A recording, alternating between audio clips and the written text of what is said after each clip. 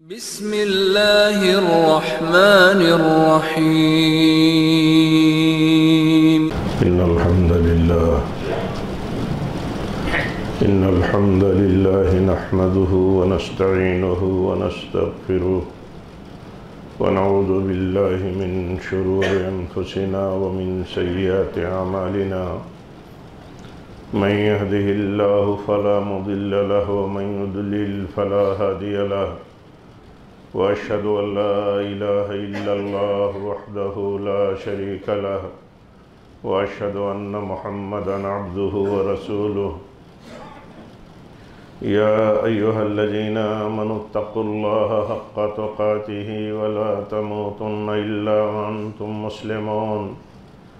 या अय्युहन्नासुत्तक़ू रब्बकुमुल्लज़ी ख़लक़कुम मिन नफ़्सिन वाहिदतिन व ख़लक़ मिनहा ज़ौजहा व बस्स मिनहुमा रिजालन कसीरन व निसाअ वत्तक़ुल्लाहल्लज़ी तसाअलून बिही वल अर्हाम इन्नल्लाह कान अलैकुम रक़ीबा। या अय्युहल्लज़ीना आमनुत्तक़ुल्लाह व क़ूलू क़ौलन सदीदा युस्लिह लकुम अअमालकुम व यग़फ़िर लकुम ज़ुनूबकुम व मन युतिइल्लाह व रसूलहु फ़क़द फ़ाज़ फ़ौज़न अज़ीमा। अम्मा बअदु फ़इन्न खैरल हदीस किताबुल्लाह व खैरल हदी हदी मुहम्मदिन सल्लल्लाहु अलैहि वसल्लम व शर्रल उमूरि मुहदसातुहा व कुल्लु मुहदसतिन बिदअह व कुल्लु बिदअतिन दलालह व कुल्लु दलालतिन फिन्नार।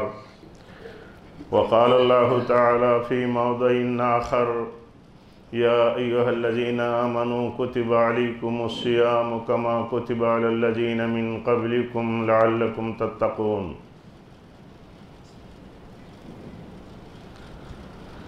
दीनी भाइयों, अजीज़ों, इस्लामी माँ और बहनों, ये मुबारक महीना जिसमें हम अल्लाह की रहमत और अल्लाह के फजल के साए में हैं, इस महीने को जिस तरह ये गुज़रता जा रहा है उसी तरह हमारी फ़िक्र और बढ़ते रहनी चाहिए।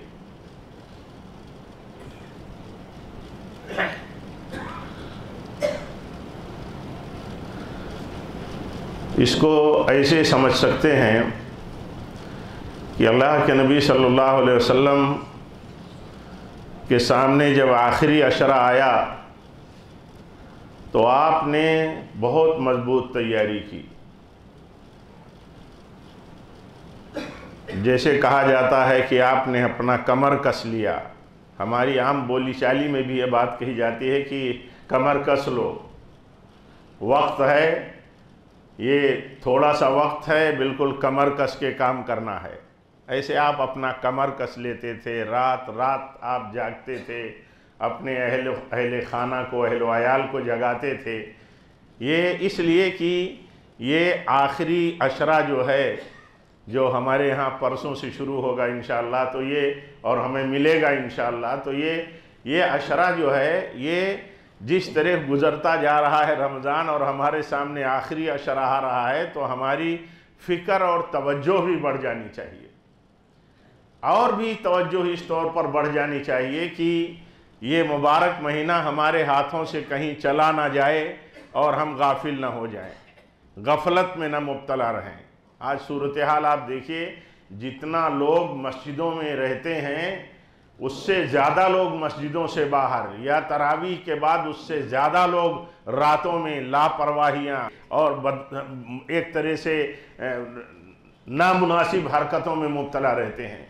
ये सारी चीज़ें इस बात की दलील हैं कि हमारे यहाँ एक बड़ा तबका आज भी ऐसा है जिसको इसकी कोई परवाह नहीं, इसकी कोई अहमियत नहीं, ये अलावा इसके कि ये रत जगह का टाइम है, ज़्यादा से ज़्यादा खाने पीने का टाइम है, इसमें ज़्यादा इंसान अपने आप को, एक बड़ा तबका अपने आप को मशगूल रखता है। तो ये फिक्र से गफलत का नतीजा है। मैं अर्ज ये कर रहा था कि जिस तरह रमज़ान हमारे हाथों से जा रहा है, हमें इसकी फ़िक्र करने की ज़रूरत है, हमें इस बात का एहसास करने की ज़रूरत है कि अल्लाह ताला ने ये वक्त हमें दिया है तो हमने इससे कितना फ़ायदा उठाया। कभी हम दुनिया के मसलों में ऐसा करते हैं, ऐसा होता हुआ देखते हैं कि लोगों के पास मौका हो, चांस हो, कोई ख़ास सीज़न हो, कोई ख़ास कमाई का मौका हो और आदमी अपने हाथों से उसे गंवा दे? नहीं देखा जाता है, क्योंकि एक आदमी समझता है, दुनिया से लगा हुआ आदमी, कारोबार से लगा हुआ आदमी और मसाइल को जानने वाला आदमी समझता है कि हर आदमी को कहीं न कहीं, कभी न कभी कोई मौका, कोई चांस, कहीं न कहीं उसको कोई सीज़न मिलता है और वो सीज़न को कभी भी गफलत से जाने नहीं देता। इकबाल ने कहा था, मौसम अच्छा, बारिश अच्छी, इस तरह कहा था उन्होंने कि वो गाफिल इंसान अपनी खुदी पहचान। इस तरह लंबी नज़्म में उन्होंने कहा था कि मौसम अच्छा हो, बारिश अच्छी हो और इसके बावजूद भी किसान गफलत में मुब्तला हो जाए तो उसको कहा जाता है कितना नादान है। तो अर्ज करने का मतलब यह है कि अल्लाह ताला हम सबको फ़िक्रमंद बनाए। ये मौका जो है ये हमारे लिए बहुत अहम है। आप सोचिए, जब रमज़ान की आमद हुई तो अल्लाह के नबी सल्लल्लाहु अलैहि वसल्लम ने खुशखबरी दी अपने सहाबा को, उन्हें तरगीब दिया, उनको लालच दिलाया, कहा ये मौका अल्लाह ताला ने तुम्हें दिया है, ये महीना ऐसा है, ये महीना मुबारक महीना है, बरकत वाला महीना है। और आपने जिक्र फरमाया उस खुतबे में, आपने फरमाया इस महीने में एक रात अल्लाह ताला ने ऐसी दी है जिस रात की इबादत 1000 महीने की रातों से ज्यादा सवाब की है। उस रात में जो इबादत की जाएगी, उस रात की इबादत का सवाब 1000 महीना की रातों में बंदा इबादत करता रहे तो उतना सवाब हासिल नहीं कर सकता। तो आप इससे अंदाजा लगाइए, हम लोग इससे अंदाजा लगाएं कि अल्लाह के नबी अपने सहाबा को रग़बत दिलाते थे।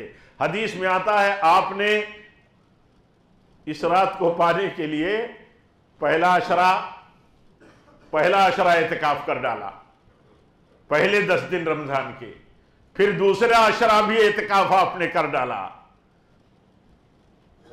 जिब्रील ने आकर के बताया आपको अल्लाह की तरफ से कि वो रात जिसके लिए आप एतिकाफ कर रहे हैं, पहले अशरे में आपने एतिकाफ किया, दूसरे अशरे में आपने एतिकाफ किया, वो रात तो अल्लाह ताला ने आखिरी अशरे में रखी है, आपने आखिरी अशरे का एतिकाफ किया।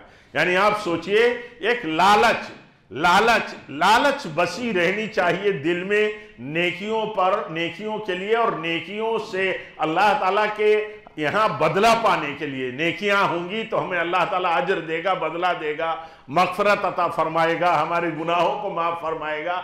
ये लालच लगी रहनी चाहिए।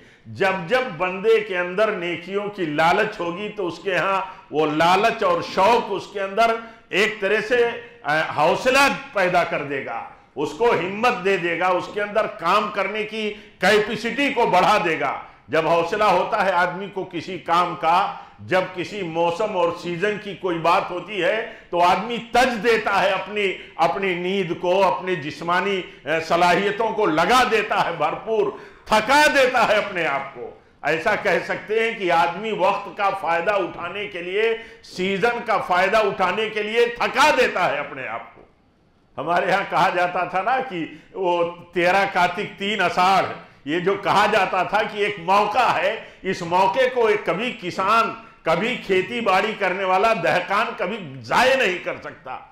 ऐसे अल्लाह ताला ने जिस तरह दुनिया में बहुत सारे मौके, बहुत सारे मौसम, बहुत सारे सीजन और मुनासिबतें रखी हैं, ऐसे अल्लाह ताला ने दिन और रात में और इसी तरह साल में अल्लाह ताला ने मुनासिबतें रखी हैं हमारे लिए, हम ईमान वालों के लिए, उम्मत मोहम्मदिया के लिए। कहा जाता है कि पहली उम्मतों की उम्रें बहुत लंबी लंबी हुआ करती हैं, बहुत लंबी हुआ करती थी। देखिए कुरान खुद ही कहता है कि हजरत नूह अलैहिस्सलाम ने 1000 साल अपनी कौम में तबलीग किया, 1000 साल, 50 कम। तो इतनी लंबी लंबी उम्रें हुआ करती थी। हमारी उम्र कम है, हमें अल्लाह ताला ने अपने फजल खास से कुछ मौका दे दिया, कुछ चांस दे दिया, थोड़े से वक्त में बड़ी उम्र की इबादतों का सवाब हासिल करने का अल्लाह ताला ने मौका दे दिया। तो इस तरह के मौक़ों को वही आदमी ज़ाय कर सकता है जिसका ईमान कमज़ोर हो, जिसका ईमान कमज़ोर हो। ये बात इसलिए कही जाती है, ये बात इसलिए कही जाती है कि खुद अल्लाह के नबी सल्लल्लाहु अलैहि वसल्लम ने बात बयान की है। आपने ये बात बयान की है, आप फरमाते हैं मन क़ाम लैलतल क़द्र ईमानन व इहतिसाबन गुफ़िर लहू मा तक़द्दम मिन ज़ंबी। जिसने कद्र की रात में, कद्र की रात जाग करके अल्लाह की इबादत किया, उसकी तलाश की आखिरी अशरे में, उसकी तलाश की, अगर आखिरी अशरा पूरा वो उसकी तलाश में नहीं लगा सकता तो अल्लाह के नबी ने फरमाया सल्लल्लाहु अलैहि वसल्लम की उसको आखिरी अशरे की ताक रातों में तलाश करो, ताक रातों में। तो अल्लाह के नबी फरमाते हैं जिसने लैलतुल क़द्र में क़याम किया उसको पाने के लिए इबादत की रत जगह किया, और रत जगह घूमने के लिए नहीं, उसको रत जगह, इबादत की रत जगह नहीं कह सकते।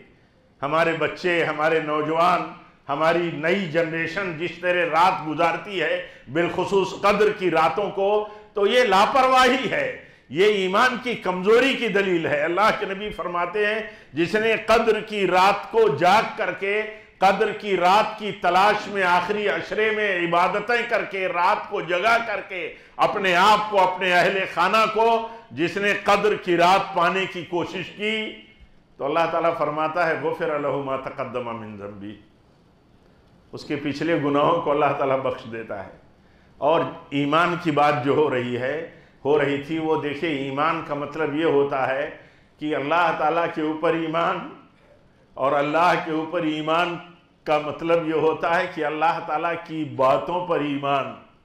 उसने जो बातें कही सच कही, उसने जो वादे किए वो सब वादे पक्के हैं, इन सब बातों पर ईमान। अल्लाह ताला का वादा है, अल्लाह ताला ने इस बात को बयान किया है कि एक रात जो एक रात है कद्र की रात, ये रात जो कद्र की रात है ये खैरुम मिन अल्फ शहर, अल्लाह ताला फरमाता 1000 महीने की रातों से बेहतर है वो देखिए 83-84 साल होते हैं 1000 महीने के, इतनी रातों की इबादतों से एक रात इबादत करे बंदा बेहतर है।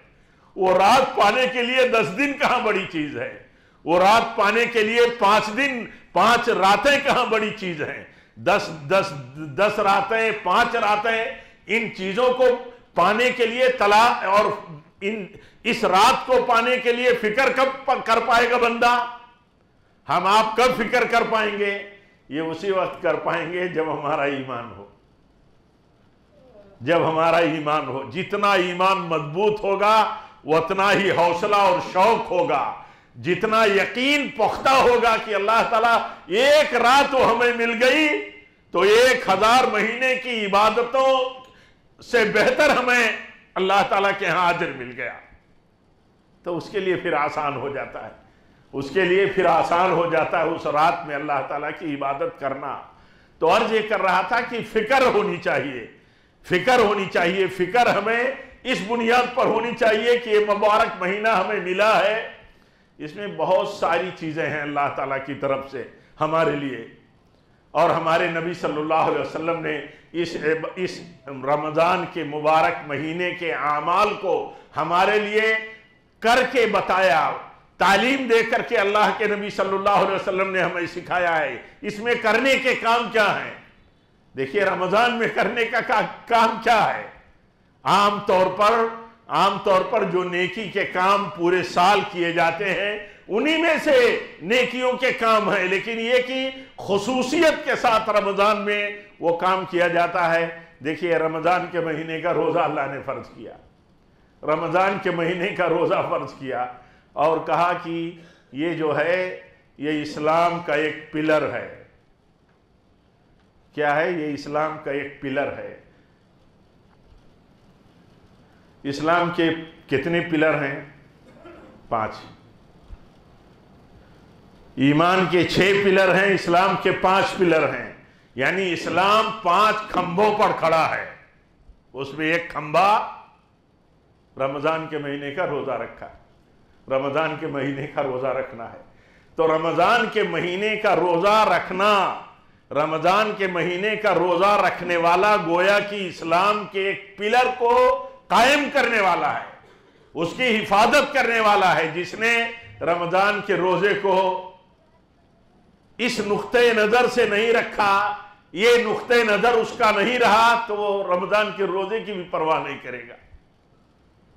और जब इस सोच के साथ, इस फिक्र के साथ रोजा रखेगा कि रमजान के महीने का रोजा, एक महीने का रोजा ये इस्लाम के 5 खंभों में से एक खंभा है, और जब ये खंभे महफूज हैं, ये खंभे मजबूत हैं, तो हमारा दीन मजबूत है, हमारे दीन की इमारत मजबूत है। चेक किया जाता है, आज इमारत के खंभों को थोड़ा सा कुछ शुबा हुआ तो चेक किया जाता है कि कहीं ये खराब तो नहीं हो रहा है, इसकी सलिया सड़ तो नहीं रही है, इसके दूसरे मटेरियल तो खराब नहीं हो रहे हैं। चेक किया जाता है। इसलिए चेक किया जाता है कि सारी इमारत का मसला डिपेंड है पिलर पर, खंभों पर, जिन पर पूरी इमारत खड़ी है। अगर वो कमजोर हो गए तो इमारत कमजोर है, अगर उसमें से कोई पिलर गिर गया तो इमारत गिर जाएगी। आप देखिए, इसीलिए पूरी इमारत के साथ आप छेड़खानी कर लो, उसकी इजाजत होती है, लेकिन पिलर के साथ छेड़खानी करने की इजाजत नहीं होती। इसलिए इजाजत नहीं होती कि अगर पिलर के साथ छेड़खानी की गई तो गोया कि पूरी इमारत के साथ खतरे वाला, रिस्क वाला काम किया गया।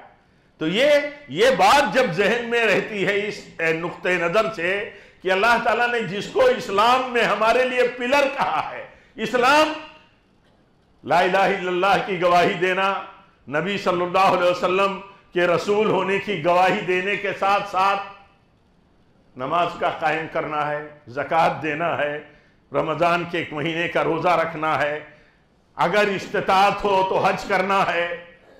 इनको कहा ये पिलर हैं, ये इस्लाम के पिलर हैं। इस्लाम ये भी है कि आप मस्जिद में दाखिल हो तो दाहिना कदम आप मस्जिद में दाखिल करो, दुआ पढ़ते हुए दाखिल करो, मस्जिद से निकलो तो बायां पांव पहले निकालो, ये भी इस्लाम है।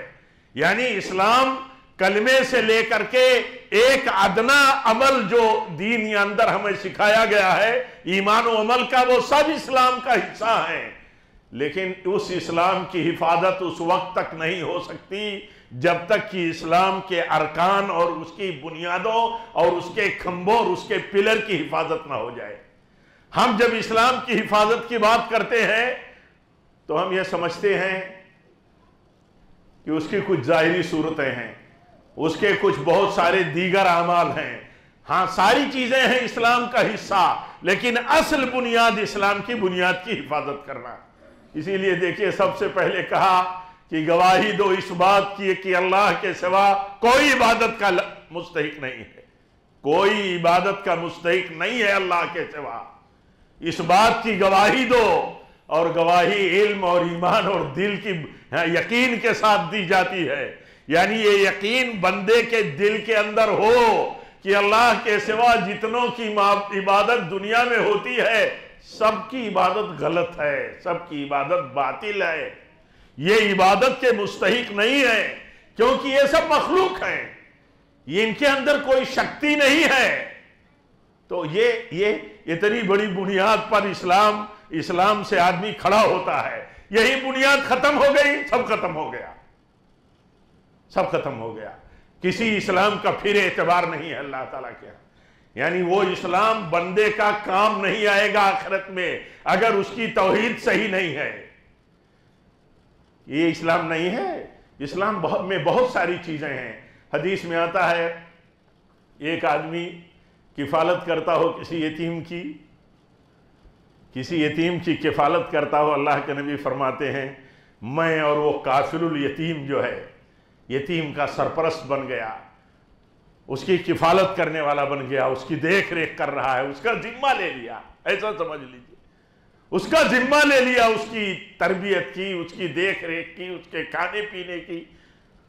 अल्लाह के नबी फरमाते हैं, मैं और वो यतीम का सरपरस्त जन्नत में ऐसे रहेंगे। 2 उंगलियां आपने उठा के बताई, कैसे रहेंगे? लेकिन ये बात काफी नहीं है। ये बात उस वक्त काफी है जब उसका कलमा सही हो। अगर उसका कलमा सही नहीं है तो ये बात काफी नहीं होगी। दुनिया में आपने देखा है और आप दुनिया देखते रहते हैं, मालूम नहीं कितने सिस्टम हैं, कितने इदारे हैं, हजार लोगों की किफालत, मजबूरों की, मायूसों की, और इसी तरह दुनिया के में मुश्किलात में मुब्तला और इसी तरह जंग ज़दा कौमों की किफालत करते हैं, उनकी देख रेख करते हैं, उनके पीछे करोड़ों नहीं अरबों खर्च करने का उनके पास निज़ाम होता है। लेकिन ये सिर्फ दुनिया की हद तक। अल्लाह ताला के यहाँ क़यामत के दिन उस वक्त उनका कोई का अमल अल्लाह ताला के यहाँ उन्हें जन्नत में ले जाने का जरिया नहीं बनेगा। जन्नत में जाने के लिए दीन की सबसे बड़ी और पहली बुनियाद अगर सही नहीं है तो जन्नत नहीं मिल सकती। इसलिए कि दीन सही नहीं है, तौहीद सही नहीं है, कुफ्र है, ईमान है और ईमान के साथ शिर्क है। तो अल्लाह ताला फरमाता है कि हमने वमन युश्रिक बिल्लाह फ़क़द हर्रमल्लाहु अलैहिल जन्ना। अल्लाह ताला फरमाता है जिसने शिर्क किया उसके ऊपर और उसी पर मर गया तो उसके ऊपर जन्नत हराम है, चाहे कितना नेकी का काम किया हो। इसीलिए ईमान जरूरी है। ईमान, नेकी के काम के लिए ईमान जरूरी है, और नेकी के काम के लिए शौक और रग़बत पैदा हो तो उसके लिए ईमान जरूरी है। इसीलिए जिनका ईमान मजबूत होता है वो अल्लाह ताला के दीन का काम करने में बड़े हौसलामंद होते हैं। नेकी का काम करने में बड़ा हौसला रहता है उनको। एक आदमी को मालूम है कि ये सदका, बंदा जो सदका देता है, ये सदका बलाओं को टालती है, सदकात से बलाएं टलती हैं, आने वाली बलाओं को सदकात से दिफा कर दिया जाता है। तो ये तो उसी वक्त होगा जब बंदे का ईमान हो कि हम सदका करेंगे तो हमारे ऊपर आने वाली बलाओं को अल्लाह टाल देगा। हदीस में आता है आने वाली बला और सदका आपस में भिड़ जाते हैं। वो भिड़ जाते हैं, बंदे का सदका और बंदे को ऊपर नाजिल होने वाली बला और मुसीबत ये आपस में टकरा जाते हैं और सदका फतेह हासिल कर लेता है आने वाली बला पर और बला टल जाती है। आप बताइए, एक आदमी अगर हम और आप अपने हाथ से सदका देते हो और ये ईमान हमारा हो तो देखो हौसला कितना होगा, शौक कितना होगा। उलमा कहते हैं देने वाले को ज्यादा खुशी होगी अगर उसका ईमान हो, देने वाले को ज्यादा खुशी होगी कि अल्लाह के दिए हुए माल में से मैंने कुछ खर्च कर दिया, सदका कर दिया। क्यों? इसलिए खुशी उसको ज्यादा होगी क्योंकि उसका ईमान है कि यह सदका हमारी बलाओं, हमारे ऊपर नाजिल होने वाली बलाओं के दिफा का जरिया है। और दूसरी बात यह कि बला आ चुकी है, किसी बला और किसी मुसीबत में, फितने में मुब्तला हो चुके हैं, उसके इजाले के लिए, उसके दूर करने के लिए भी सदका जरिया है। तो ईमान बंदे का जब होता है तो नेकियों में उसको शौक, उसको शौक होता है, उसको तलब होती है और उसको खुशी होती है। जैसे ये बात कही गई कि एक देने वाला दे करके जितना खुश होता है लेने वाले से ज्यादा खुश होता है। क्यों खुश होता है? इसलिए कि वो ये समझता है कि यह सदका बहुत बड़ी चीज है। हदीस में आता है, अल्लाह के नबी सल्लल्लाहु अलैहि वसल्लम फरमाते हैं मैदान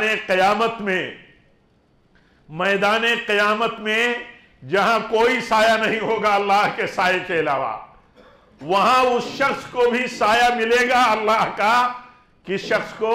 जो सदका देता है और ऐसा सदका देता है कि उसकी सोच ये होती है कि चुपके से जरूरतमंद को दे दूं, मौके पर पहुंचा दूं, जरूरत वाले, सवाल करने वाले को मैं दे दूं। और ऐसा देना चाहता है कि वो दे दाहिने हाथ से तो उसके बाएं हाथ को खबर ना हो, मुराद एक ही खामोशी से दे देना चाहता है। तो आप ये बताइए कि अगर उसका ईमान है, हमारा आपका ईमान मजबूत है कि ये सदका जो खामोशी से दे करके हम अल्लाह ताला की रजा ढूंढते हैं तो उसके बदले में इनाम क्या है? मैदाने क़यामत में जहां कोई साया नहीं होगा, वहां ऐसे सदका करने वालों को अल्लाह ताला साया देगा। कैसा सदका करने वाला हो? दे रहा है, उसको शौक और उसको खुशी है देने में, और ये सोचता है कि ये देना हमारे लिए बहुत बड़ी कामयाबी का राज बन जाएगा। तो आप बताइए, बांध करके लेने की कैफियत कहीं होगी? किसी जरूरतमंद को, किसी रिश्तेदार को, हमारा रिश्तेदार है, खामोशी से हमें दे दिया, वो तो रिश्तेदार ये सोचता है कि मैं रिश्तेदार हूं किसी बड़े अपने रिश्तेदार का और मुझे मांगना ना पड़े। या आदमी की तबीयतें अलग अलग होती हैं। बहुत सारे लोग होते हैं हाथ फैलाए रहते हैं, हाँ जी हुजूरी करते रहते हैं, और बहुत सारे लोग ऐसे होते हैं जिनके यहाँ सिस्टम होता है, सेटअप होता है, या गरीब होते हैं, हमारे रिश्तेदार हो, हमारे पड़ोसी हो, या हमारे आम भाई हो, या हमारा कोई समाज का गैर मुस्लिम भी हो, उसको दे देते हैं। वो इसलिए दे देते हैं कि ये देना हमारा बहुत अहम है, और वो इस नुक्ते नज़र से देखते हैं कि इन लोगों में मिजाज और तबीयत के अलग अलग लोग होते हैं। बहुत सारे लोग सवाल करना नहीं पसंद करते, बहुत सा उनकी बड़ी फजीलत है, जो ज़रूरतमंद तो होते हैं लेकिन सवाल करने से बहुत बचते हैं। लेकिन एक आदमी की जिम्मेदारी बनती है कि वो देखे गहरी नज़र से, वो देखे तहकीक के नज़र से कि हमारे बीच में, हमारे रिश्तेदारों में, हमारे सर्कल में, हमारे नेटवर्क में क्या कहीं ऐसे कुछ लोग तो नहीं हैं जो हमारी मदद के मुस्तहिक हों और कहीं छूट ना जाते हो। इसकी लालच क्यों होती है उसको ये लालच कब होगी? जब उसका ईमान होगा कि हमें अपने रिश्तेदार को देने में डबल अजर मिलेगा, डबल अजर। तो रिश्तेदार से जब कभी दुश्मनी भी हो, कभी झगड़े भी हो, कभी कुछ और भी मसाइल होते हैं कसरत के साथ। हमारे यहाँ तो ये आम बात है कि सबसे ज्यादा झगड़े भाइयों में, सबसे ज्यादा झगड़े रिश्तेदारों में, सबसे ज्यादा झगड़े आपसदारियों में, सबसे ज्यादा मुसीबत जितने अपने करीब के हैं उतनों ही के बीच में होती है। दूर वालों से कम मसले होते हैं, अपनों से ज्यादा होते हैं। अब अपने सबसे ज्यादा हकदार हैं हमारे माल में, और हमारा दिल रूठा हुआ है, हमारे साथ मामलात उसके बिगड़े हुए हैं, हम उससे मिलना जुलना तक पसंद नहीं करते, हमारे मामले में वो जालिम है, हमारा रिश्तेदार है। लेकिन बड़ी मुश्किल ये है कि वो हकदार बन गया है। बहुत मुश्किल ये है कि वो गरीब है तो मालदार, हम मालदार भाइयों के माल में हमारा गरीब भाई रिश्तेदार बन गया, हकदार बन गया है, तो कैसे दे पाएगा? आप बताइए, मालदार भाई या मालदार रिश्तेदार अपने गरीब रिश्तेदार को कैसे दे पाएगा? उस वक्त दे पाएगा जब उसका ईमान होगा कि कहीं और दिया तो डबल, 1 गुना हमें अजर मिलेगा, और अपने रिश्तेदार को दे दिया तो डबल अजर मिलेगा। तो सवाब का लालची आदमी अपने आप को और अपने नफ्स को और अपने ख्वाहिशात को जो गलत रुख पर जाती हैं तो उनको लगाम लगाता है, उनको लगाम लगाता है। आप सोचो, एक आदमी आया, अल्लाह के नबी कर्ज थे उसके, तो बहुत गलत लफ्ज इस्तेमाल किया, गलत वर्डिंग किया, बाप दादा की बात कर दी। अभी 2 दिनों पहले कहीं झगड़ा हुआ तो खाली इस बात पर झगड़ा कि हमें जो कुछ कहा था हमारे बाप दादा को क्यों कहा। आपसे बता रहा हूं, एक झगड़ा ऐसे ही वारिद हुआ तो बाप दादा की बात कर दिया। अल्लाह के नबी सल्लल्लाहु अलैहि वसल्लम के बारे में कहा कि ये अब्दुल मुत्तलिब की औलाद बहुत टाल बटोल करती है देने में। अब बहुत गुस्सा हुए, मजलिस में बैठे हुए सहाबा, नाकाबिले बर्दाश्त उनको लगा, लेकिन अल्लाह के नबी ने समझाया, वहीं पूछवाया कि भाई तुझे देने में जो वक्त और वादा था ये बताओ वो पूरा हुआ? लेकिन इतना सब होने के बावजूद अल्लाह के नबी ने फरमाया इसे ज्यादा दे दो, कहा इसे ज्यादा दे दो। आप सोचो, ये चीज पैदा होनी चाहिए। ये चीज अगर नहीं पैदा हुई, हम छोटे हों या बड़े हों, हमारे हाथ खुले हों। एक बात तो ये हो कि सदका के लिए हाथ खुला होना चाहिए, इसमें जरूरी नहीं है कि हम कितने मालदार हैं। ये कहां जरूरी है सदका देने वाले के लिए कि वो मालदार हो? अल्लाह के नबी कितने मालदार थे? कौन सी ज़कात आपके ऊपर फर्ज थी? आप बताइए, कहीं सुना आपने कि अल्लाह के नबी सल्लल्लाहु अलैहि वसल्लम पर ज़कात फर्ज थी और आप अपने माल से ज़कात दिया करते थे? नहीं सुना। हमारे यहाँ मसला यह है कि जिसके पास माल है वही देने वाला है। हमारे यहाँ आम माहौल ये है। मैं ये कहता हूं सोच आम है, ऐसा नहीं कि नहीं देते, लेकिन ये सोचना कि ये मालदारों का काम है खर्च करना, ये सही नहीं है। मालदारों का अपनी मालदारी के एतबार से खर्च करना सही है, लेकिन एक गरीब आदमी के लिए कहां मौका अल्लाह ताला ने नहीं दिया है कि वो बहुत गरीब है तो लाख रुपया खर्च करने वाला मालदार है तो गरीब 1 रुपया 2 रुपया तो खर्च करने वाला है। हदीस में आता है एक शख्स 1 लाख रुपया खर्च करता है, अल्लाह का दिया हुआ माल है उसके पास, अल्लाह ने अपनी मसलहत से दिया एक आदमी को करोड़ों, वो लाख रुपया खर्च करता है। लेकिन अल्लाह के बंदों में से एक बंदा ऐसा है जो 1 रुपया खर्च करता है और दोनों सवाब में बराबर हो जाते हैं। आप सोचिए, क्यों? जैसे उसका जज्बा है अल्लाह की राह में देने के लिए कि वो 1 लाख खर्च कर देता है, ऐसे उस गरीब का भी जज्बा है अल्लाह की राह में देने के लिए तो अपनी हैसियत के मुताबिक 1 रुपया खर्च कर देता है। आप बताओ कितना मेहरबान है हमारा रब और कितना मेहरबान है हमारा दीन हम पर कि हमको कहीं महरूम नहीं रखा है, कहीं महरूम। बात चल रही थी कि आदमी के दिल में शौक और जज्बा रहना चाहिए, यकीन रहना चाहिए कि इस नेकी का बदला अल्लाह के यहां है। जिसका यकीन होगा वो देने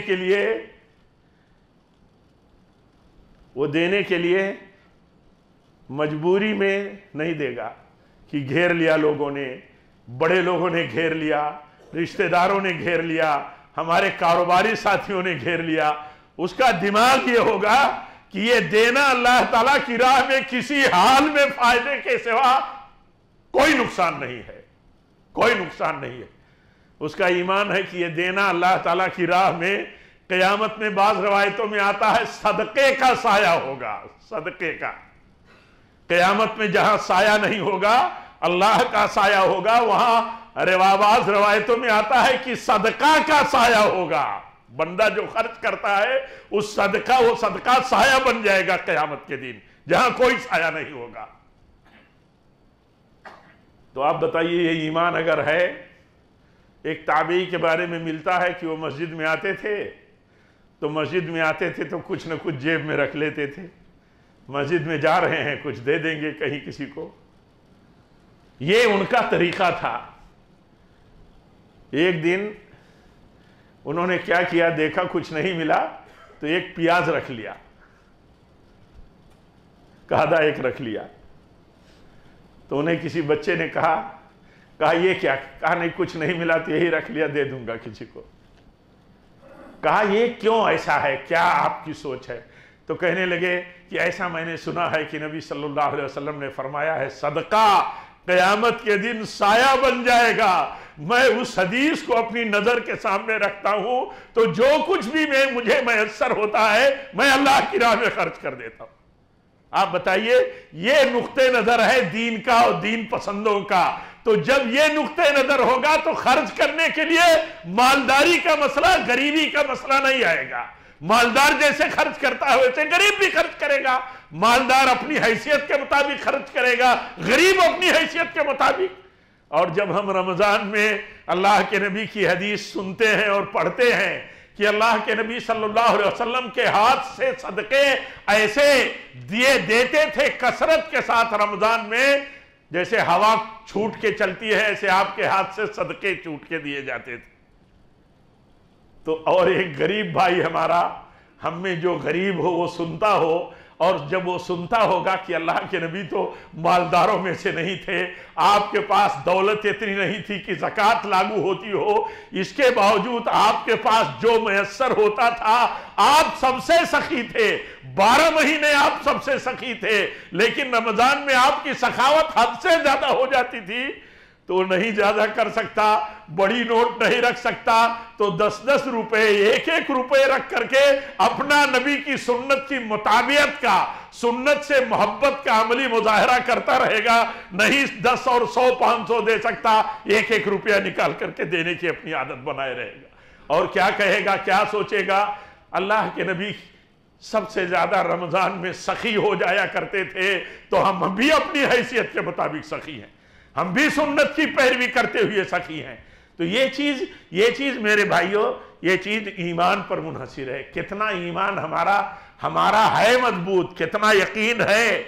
ये बातें इसलिए नहीं है कि इन्हें बयान कर दिया जाए, ये बातें इसलिए हैं कि इन्हें बयान किया जाए, हमारा ईमान और यकीन बढ़े। और बिला ईमान और यकीन के जो अमल होगा, उस अमल का मामला कैसा होगा? या तो हम अपने बड़ों के साथ रहते हैं तो हमें भी देना पड़ेगा, या तो समाज दे रहा है तो हमें भी देना पड़ेगा। हमारे छोटे बड़े रोजा रखते हैं तो हमें भी रोजा रखना पड़ेगा। हमारे समाज में माहौल ऐसा है कि लोग एक दूसरे की खबरगिरी रमजान में करते हैं तो हमें भी करना पड़ेगा। हम अपने इमाम और आलिम और मुअज्जिन की मदद करते हैं, अपने गरीबों के रिश्तेदारों के साथ उनका भी ख्याल करते हैं, इसलिए कि लोग करते हैं, कहेंगे कि ये साहब हैसियत है, इन्होंने कुछ नहीं किया।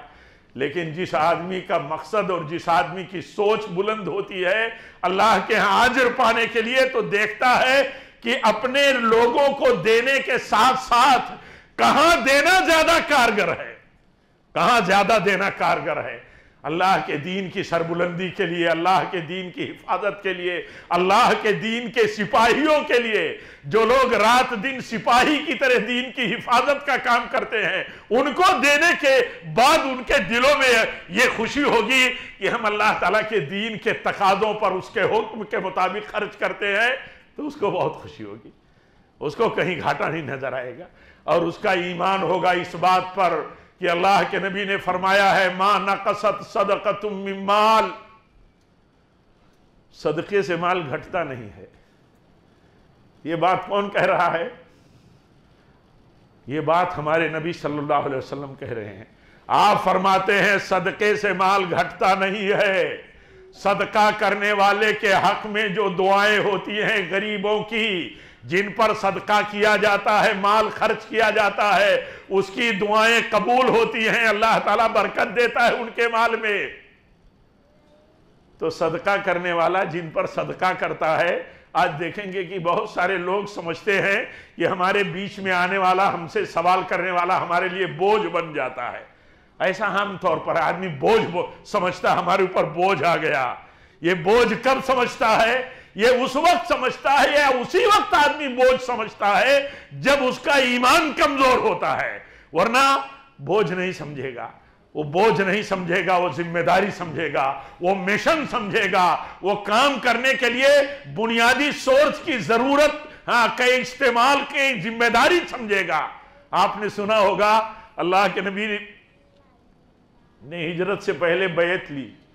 कुछ लोग जब आए मदीना से, और लंबा वाकया है, खामोशी से मुलाकात किया, अल्लाह के नबी को ऑफर किया, पेशकश किया कि आप आ जाइए, हमारे यहाँ मदीना आ जाइए, सिर्फ हिजरत करके आ जाइए।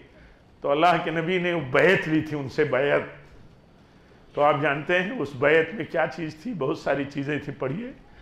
उसमें ये बात भी थी कि तंगी में रहोगे या कुशादा हाली में, हालात तुम्हारे तंग होंगे या तुम्हारे हालात कुशादा होंगे, हर हाल में तुम्हें माल खर्च करना।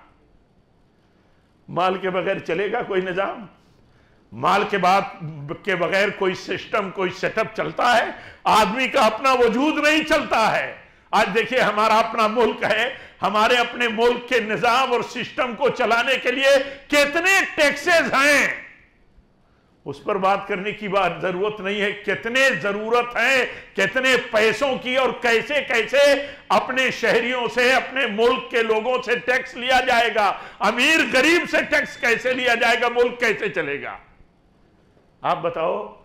आपके दीन की हिफाजत के लिए, आपके दीन की सरबुलंदी के लिए, इस मिशन को जिंदा रखने के लिए, बुलंद करने के लिए, अल्लाह के कलिमा को जिंदा रखने के लिए, बुलंद करने के लिए कितने तकाज़े हैं, कितने तकाज़े हैं।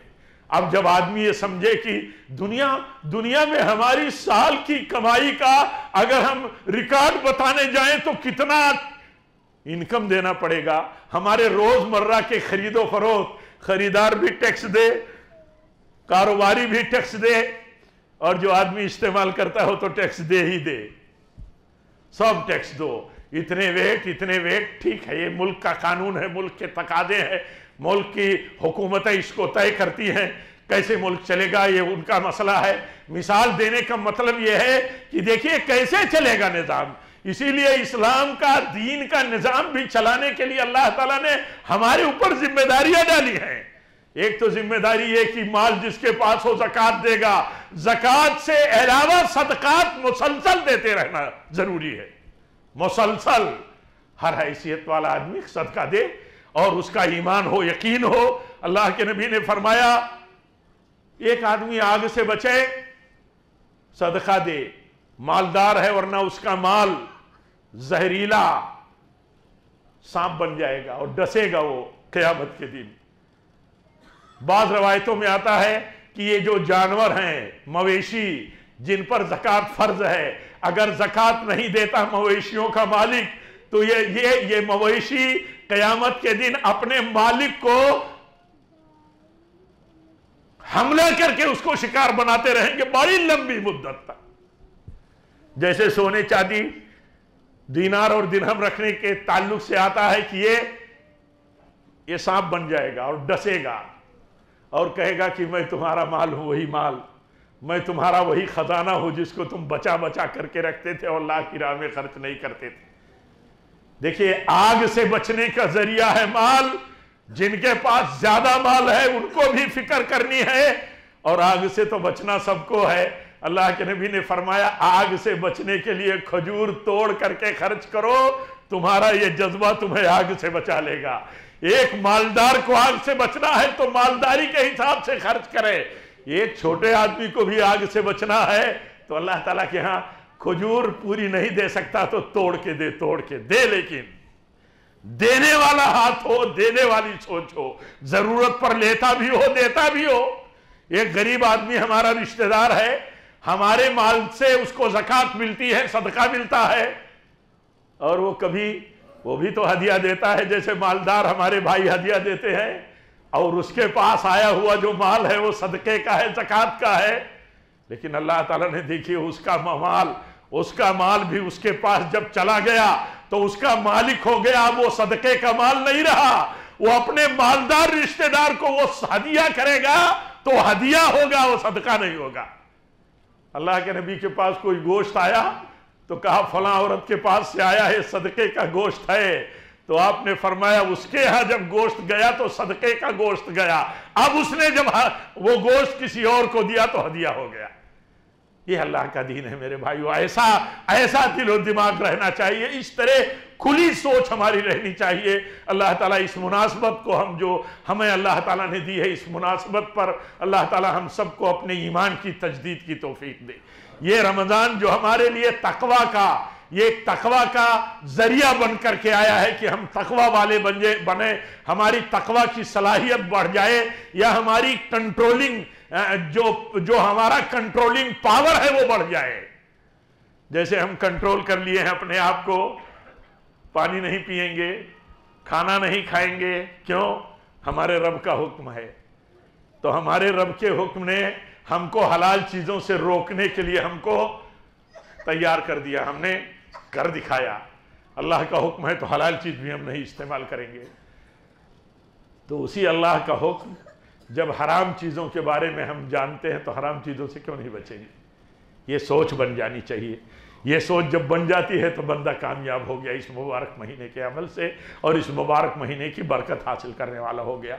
अल्लाह ताला हम सबको तौफीक दे रब्बुल आलमीन। जो वक्त बचा है, इस बचे हुए वक्त को हम सबको बहुत बड़ी गनीमत समझने की तौफीक दे, ज़्यादा से ज़्यादा कोशिशें करने की तौफीक दे, और रब्बुल आलमीन हम सब की कोशिशों को जो भी टूटी फूटी इस मुबारक महीने में है, अल्लाह ताला अपनी रहमत ख़ास से उसे कबूल फरमाए।